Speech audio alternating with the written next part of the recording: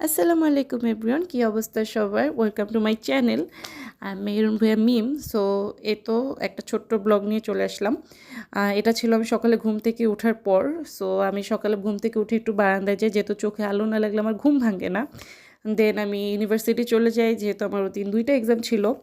দেন আমি এক্সাম দিয়ে বের হয়ে এসে আমার আরেকটা এক্সামের প্রিপারেশন নেওয়ার জন্য আমি স্টাডি হলে চলে যাই পড়াশোনা করতে। সো স্টাডি হলে গিয়ে আমি কিছুক্ষণ পড়াশোনা করে এরপরে আমি পরীক্ষা দিয়ে বাসার জন্য বের হয়ে যাই। এরপর বাসায় গিয়ে আমি আমার ছোট্ট ভাগ্নিটার সাথে একটু খেলাধুলা করি, যেহেতু সে আমার অপেক্ষায় থাকে আমি কখন বাসায় আসবো। সো এগুলো সন্ধ্যায় একটু নাস্তা বানাই। So thank you for watching and supporting me and don't forget to subscribe to my channel. Thank you. আসসালামু আলাইকুম এভরিওয়ান, কি অবস্থা সবার? Welcome to my channel. Meherun Bhuiyan Mim. So এ তো একটা ছোট্ট ব্লগ নিয়ে চলে আসলাম।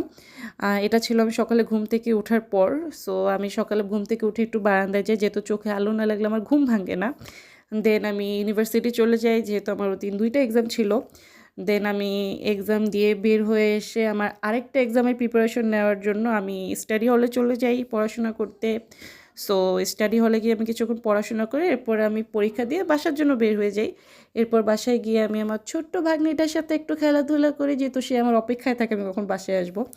সো এগুলো সন্ধ্যায় একটু নাস্তা বানাই। So thank you for watching and supporting me and don't forget to subscribe to my channel. Thank you.